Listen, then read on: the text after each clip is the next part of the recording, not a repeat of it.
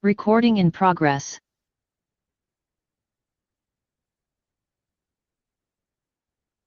Baik, Assalamualaikum warahmatullahi wabarakatuh. Om Swastiastu, Namo Buddhaya, Salam Kebajikan. Perkenalkan, nama saya Fawaz Abdul Mujahid dengan NIM 2503010205662 dari kelas AK 407. Di sini saya akan melakukan presentasi studi kasus mata kuliah e-commerce bisnis yang diampu oleh Ibu Vesa Asih Syifa Nurul Haq, Eskom MMSI. Disclaimer terlebih dahulu, mohon maaf apabila jaringannya kurang stabil karena posisi saya sekarang ada di kota Jayapura. Mungkin semoga Ibu berkenan untuk memaklumi apabila terjadi gangguan jaringan ya. Baik, kita langsung mulai dari studi kasus yang pertama itu ialah dari UD Bahari, di mana dia akan melakukan dia menghadapi tantangan Go Digital. Kasus pertamanya ini ialah Uli Bahari yang memiliki omset sekitar 180 juta per bulan dengan sekitar 1.200 SKU produk. Karakter bisnis ini cukup baik karena menjual ikan beku yang termasuk kategori highly perishable atau mudah rusak. Selain itu, permintaan bersifat fluktuatif, terutama saat akhir pekan dan hari raya. Kondisi tersebut membuat perusahaan harus mampu mengelola stok secara akurat karena kesalahan kecil dalam pencatatan persediaan dapat langsung berdampak pada kerugian penjualan maupun pemborosan stok. Nah, jadi UD Bahari ini memiliki tiga pilihan infrastruktur digital. Yang pertama ialah share Go hosting dengan plugin gratis yang memiliki biaya paling rendah namun integrasinya terbatas. Opsi kedua ialah VPS dengan ERP open source yang membutuhkan satu staf IT tetapi mampu melakukan integrasi penuh dengan marketplace dan pemasok.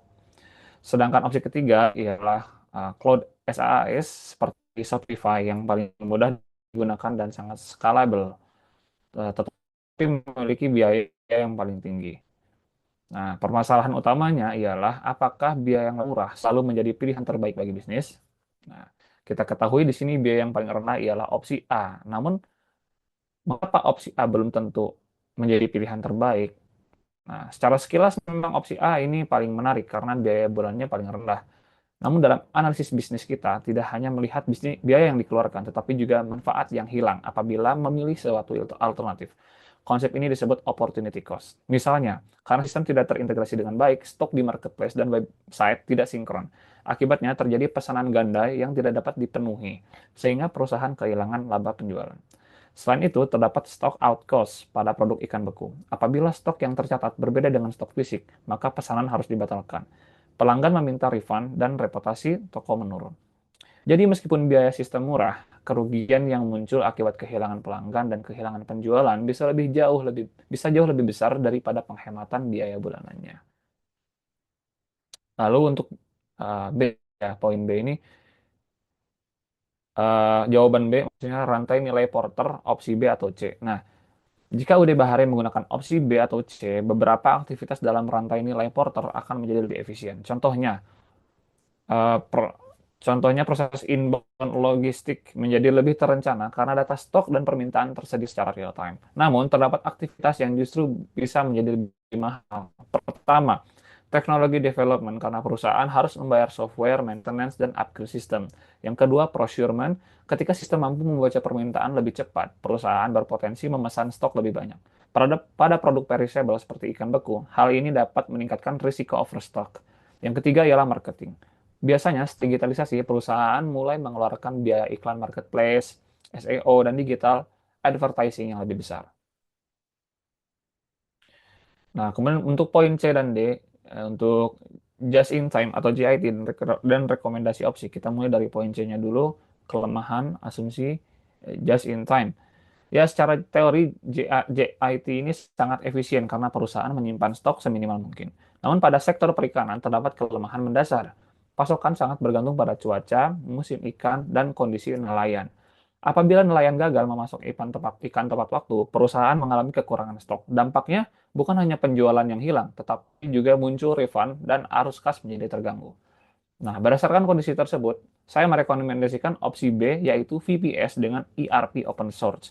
Alasannya, karena opsi ini memberikan keseimbangan terbaik antara biaya, kemampuan integrasi, dan pengendalian stok.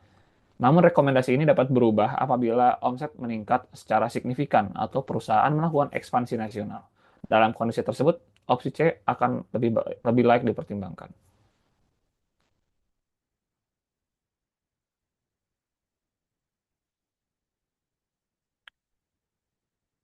Nah, di sini juga ada kapan rekomendasi ini salah.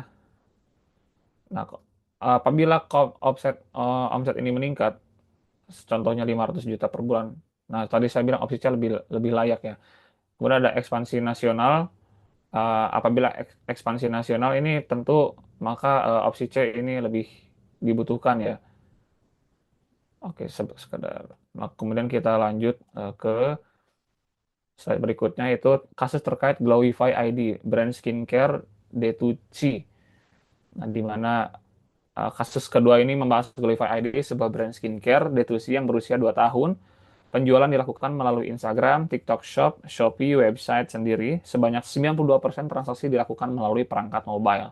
Permasalahan utama Glowify bukan hanya pertumbuhan penjualan, tetapi kualitas data dan efisiensi operasional yang menjadi perhatian investor series A.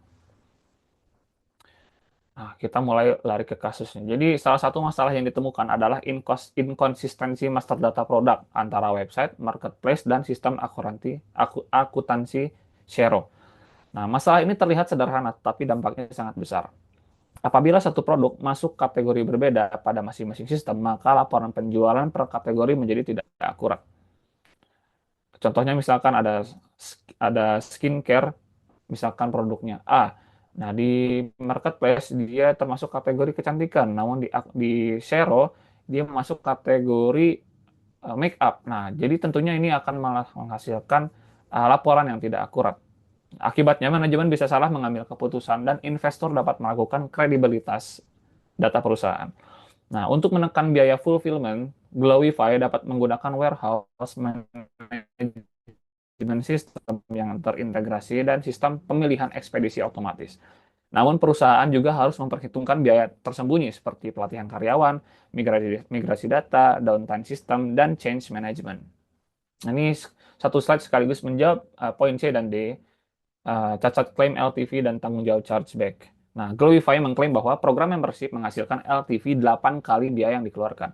Namun terdapat beberapa kelemahan dalam klaim tersebut. Pertama, adalah survivorship bias, yaitu hanya menghitung pelanggan yang bertahan dan mengabaikan pelanggan yang berhenti membeli. Kedua, ialah kesulitan mengukur kontribusi influencer secara akurat. Ketiga, perbedaan pencatatan akuntansi antara basis kas dan basis akrual. Keempat, ialah kemungkinan kanibalisasi, yaitu pelanggan tetap membeli meskipun program membership tidak ada. Nah, selain itu, di poin D ini juga terdapat kerugian chargeback sebesar 95 juta rupiah yang mengklaim bahwa bukan tanggung jawab Gateway. Banyak yang beranggapan bahwa hal tersebut merupakan tanggung jawab payment gateway, padahal secara akuntansi kerugian tetap berada di laporan keuangan Glowify. Oleh karena itu, perusahaan harus menerapkan kontrol internal seperti device, fingerprint, velocity check, dan manual review untuk transaksi beresiko tinggi. Nah, ini slide terakhir ialah untuk jawaban E sekaligus kesimpulan untuk menjawab investor CAC dan LTV.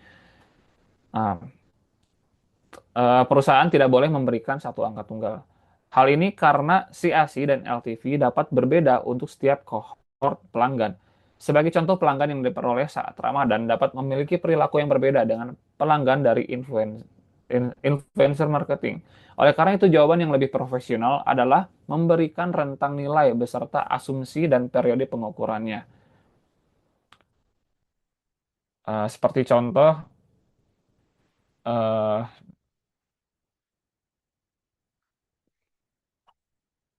mungkin ini mungkin bisa sebagai contoh cara menjawabnya ya dari profesional kepada investor mungkin seperti ini. Saat ini CAC rata-rata kami berada pada kisaran 50.000 sampai 70.000 per pelanggan baru. Berdasarkan analisis kohort 12 bulan, LTV pelanggan berada pada kisaran 250.000 sampai 350.000. Dengan demikian, rasio LTV dibanding CAC berada di rentang 4 sampai 5 kali. Namun angka tersebut berbeda antar channel akuisisi dan kami terus memantau perubahan perilaku pelanggan melalui analisis cohort. Jawaban tersebut sangat baik karena menunjukkan profesionalitas seperti memahami unit economics, menggunakan cohort analysis, menggunakan time horizon, tidak memberikan angka yang asal-asalan, dan juga menunjukkan pengelolaan bisnis berbasis data. Nah, jadi sebagai kesimpulan, pada kasus Uday Bahari, kita belajar bahwa investasi teknologi harus dinilai berdasarkan manfaat ekonominya, bukan hanya biaya bulanannya. Sedangkan pada kasus Gulify ID, kualitas data, integrasi sistem, dan pengendalian internal merupakan faktor utama yang menentukan kepercayaan investor terhadap perusahaan.